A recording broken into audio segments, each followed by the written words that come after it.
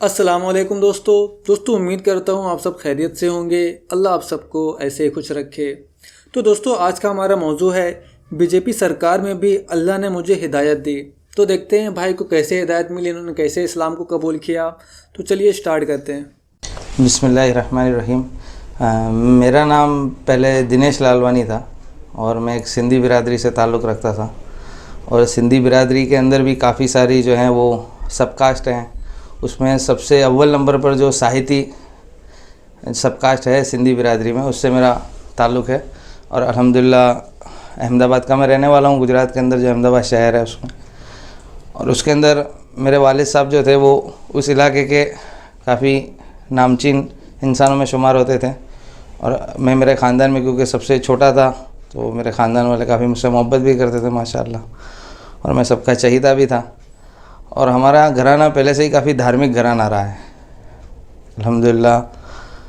पहले से ही जो है हमारे घर के अंदर ऊपर वाले की अकीदत और नेक कामों में शिरकत, ये सब पहले ही हमारे वालिद और वालिदा के अंदर काफ़ी तक रही है। मेरे ज़िंदगी में इस्लाम कैसे आया वो मैं आपको बताना चाहता हूँ और आपको मैसेज देना चाहता हूँ। मैं असल में एक अहमदाबाद के मशहूर एरोमा स्कूल के अंदर पढ़ता था। उसके अंदर माशाल्लाह काफ़ी मुस्लिम और हिंदू ईसाई सारे बिरादरी के बच्चे पढ़ते थे माशाल्लाह। उसके अंदर मेरे ज़्यादातर दोस्ती जो है मुसलमान लड़कों से थी और कुछ मुसलमान लड़कियों से भी मेरी मुलाकात थी। अल्हम्दुलिल्लाह मुसलमानों के साथ रह के मस्जिदों में भी जाना होता था, उनके घरों में भी जाना होता था, वो भी हमारे घर आते थे। उसके दौरान मेरी मुलाकात जो है एक मुस्लिम लड़की से होती रहती थी और काफ़ी दीन के बारे में मुझे बताती भी थी, समझाती भी थी, और बातों बातों में उसकी और मेरी मोहब्बत हो गई। लेकिन उन्होंने कभी मुझे इस्लाम कबूल करने के लिए कहा नहीं। और अल्हम्दुलिल्लाह फिर हमारा जब ताल्लुक़ बढ़ता गया, उसके घर वालों से मैंने बात की, वो भी अल्हम्दुलिल्लाह तैयार हो गए। लेकिन उसके बीच में फिर मैंने इस्लाम को पढ़ना और इस्लाम के बारे में जानना शुरू किया। मैंने जानना चाहा कि आखिर ये मज़हब है क्या, क्योंकि अक्सर इनकी मस्जिदों में मैं जाता था मैं तो कोई मूर्ति नहीं होती थी, कोई फ़ोटोग्राफ नहीं होता था, और सारे लोग मिलके एक ही तरफ सजदा करते थे और एक ही तरीके से जो है वो नमाज़ पढ़ते थे। तो मैंने इसके बारे में फिर रिसर्च करना शुरू किया और पढ़ना शुरू किया। मैंने उनसे कुछ किताबें ली, उन्होंने कुछ मुझे फिर इंटरनेट पे वीडियो वगैरह बताए, जिससे मुझे पता चला कि आखिर तो हमारे ज़िंदगी में आने का मकसद जो है वो यही है कि हम एक मालिक को माने और उस मालिक की माने। असल में मालिक को तो सारे मानते हैं, सारी बिरादरी के, सारी जाति के लोग, लेकिन असल हमारा मकसद ये है कि उस मालिक को मानने के साथ साथ उस मालिक की भी मानना ज़रूरी है। वो मालिक हमको किस तरीके से कहता है ज़िंदगी गुजारना, किस तरीके से उसने अपने इष्ट देवताओं को यानी कि पैगम्बरों को दुनिया में भेजा, और पैगम्बरों ने जो ज़िंदगी हमको गुजारना सिखाई, और मालिक से किस तरीके से मालिक की हम पूजा उपासना और उसकी इबादत करें, वो हमें समझाया। असल तो हमारा ये मकसद है ज़िंदगी जीने का। तो इस तरीके से फिर मुझे इंटरेस्ट आता गया। कभी लड़की वालों ने मुझे फ़ोर्स नहीं किया इस्लाम कबूल करने के लिए, लेकिन अल्हम्दुलिल्लाह अल्लाह का बहुत ही बड़ा एहसान है कि अल्लाह ने धीरे धीरे मेरे दिल में बात डाली। और फिर इस तरीके से मैंने नियत की कि अब जो है इस्लाम के बारे में आगे बढ़ना चाहिए। मैंने मेरे एक दोस्त से बात की तो उसने कहा कि बहुत अच्छी बात है कि तुम मुसलमान लड़की से शादी तो करने वाले हो, तो तुम इस्लाम कबूल कर लो तो बहुत अच्छी बात है। तो हम तकरीबन 9 से 10 जगह गए मस्जिदों में कलमा पढ़ने के लिए, लेकिन किसी भी मौलाना ने हमको कलमा नहीं पढ़ाया। हमेशा वो किसी दूसरे का एड्रेस देता, फिर दूसरा तीसरे का देता, तीसरा चौथे का देता, और वो बेचारे डर रहे थे, सहम रहे थे। फिर आखिर में एक मुफ्ती साहब ने जो है घबराते हुए, डरते हुए मुझसे एक बहुत ही बड़ा कागज़ पे वफ़त लिखवा लिया, नीचे साइन लिखवा ली, तारीख अंगूठा लगवा लिया, सब कर लिया, और कहा कि अब मैं तुमको कलमा पढ़ा हूँ, लेकिन कहीं भी मेरा नाम मत लेना तुम कि मैंने तुम्हें कलमा पढ़ाया। फिर अल्हम्दुलिल्लाह इस तरीके से मैंने कलमा पढ़ा, फिर धीरे धीरे नमाज़ शुरू की। इस्लाम में आने के बाद जो है पहले तो शुरुआती दौर में नमाज वगैरह पढ़ना शुरू की छुप छुप के, और फिर मेरा कारोबार था खुद का हौजरी का, तो उसमें हमारे एक रिश्तेदार मेरे पार्टनर थे। तो फिर उनको जैसे पता चला कि रोज़े भी रखता है, नमाज़ भी पढ़ रहा है, तो उन्होंने कहा भाई अगर तुम इस तरीके से करोगे तो हमारी पार्टनरशिप कंटिन्यू नहीं हो पाएगी। मैंने कहा ठीक है। तो फिर मैंने वो धंधा वहीं पे बिज़नेस छोड़ दिया और फिर अलग से मेरा बिज़नेस शुरू किया, लेकिन फिर वो मेरी बिरादरी वालों ने मुझसे कोई ताल्लुक़ रखा नहीं। तो वो भी बिज़नेस मेरा बंद हो गया, उसमें काफ़ी सारा घाटा आया। उस दौर में मेरे वालिद साहब का भी इंतकाल हो गया और मैंने मेरे वालिद साहब को बताया भी था कि मैंने इस तरीके से इस्लाम कबूल किया, मुझे पसंद भी है। तो उन्होंने कभी नाराज़गी ज़ाहिर नहीं की, लेकिन वो जो उनका आखिरी वक्त था वो 5 दिन जो है उनको पैरालाइज था। लेकिन मैं हर वक्त उनके कान में कलमा पढ़ता रहता था। और उनका फिर जब इंतकाल हुआ तो काफ़ी अरसे के बाद मेरे दादी के ख्वाब में आए और मेरी दादी मुझे ऐसा बता रहे थे कि वो एक बहुत ही बड़ा दरवाज़ा है, उसके अंदर वो दाखिल हो रहा है, यानी मेरे वालिद साहब के बारे में, वो दाखिल हो रहा है और उसके साथ तेरे दादा भी थे। तो वो जान के मुझे बड़ी खुशी भी हुई, यानी मैंने मेरे वालिद साहब को कलमा पढ़ाया। मेरे दादा का तो तब इंतकाल हो गया, तब तो मैं काफ़ी छोटा था। तो उनके साथ मेरे दादा भी थे, तो बहुत खुशी भी हुई इस बात को जान के। तो उस वो दौर में काफ़ी हालात थे क्योंकि सब असबाब बंद हो चुके थे कमाने के, और वालिद साहब की अच्छी खासी इनकम थी, उनका भी इंतकाल हो गया था। तो उस दौर में फिर सब कारोबार बंद हो गया। तो फिर मैंने मज़दूरी करना सब्ज़ी मंडी में शुरू किया। फिर एक वक्त ऐसा आया कि फिर अब जो मेरे मोहल्ले में रहना भी मुश्किल हो गया था, तो उस घर को मुझे बेचना पड़ा और मैंने फिर एक मुस्लिम एरिया में घर लिया, फ्लैट लिया और उसमें कुछ मैंने लोन लिया था कि मेरा कारोबार जैसे चलता रहेगा तो मैं लोन चुकाता रहूँगा।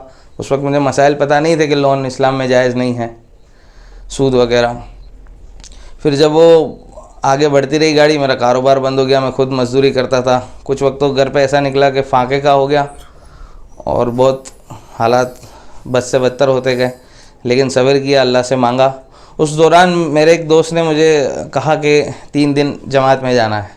तो मैंने कहा जमात क्या होता है? उसने कहा बस मस्जिद में रहेंगे, खाना वगैरह सब उनके ज़िम्मे रहता है, आपको सिर्फ रहना है और आपको जानकारी दी जाएगी कि किस तरीके से आप अल्लाह को याद कर सकते हो और अल्लाह को पहचान सकते हो, उसका तारुफ़ कर सकते। तो खैर बहरहाल मैं उसके साथ घर पे बहाना करके गया कि मैं दोस्तों के साथ घूमने जा रहा हूँ और फिर मैं निकल गया। उस 3 दिन के अंदर अल्लाह तबारक व तआला ने ऐसी दिल की कैफियत बनाई कि असल तो मेरा ज़िंदगी का मकसद दावत ही है। दुनिया के अंदर मेरा कोई काम सक्सेस हो ही नहीं सकता, शायद अल्लाह ने इसके लिए बंद किया हो क्योंकि काफ़ी अच्छा खासा कारोबार था। फिर मैंने इस काम को मेरे ज़िंदगी का मकसद ऐन बना लिया कि अब मौत तक यही काम करते रहना है। फिर उसके बाद जब कर्ज़ा बढ़ता गया, बैंक का लोन नहीं हो रहा था क्लियर, तो बैंक वाले घर पे नोटिस भी दे के गए कि अब तो आपके मकान को सील लगा देंगे। तो मैं भी बहुत घबराया हुआ था, क्या करेंगे, किराए पे रहना पड़ेगा।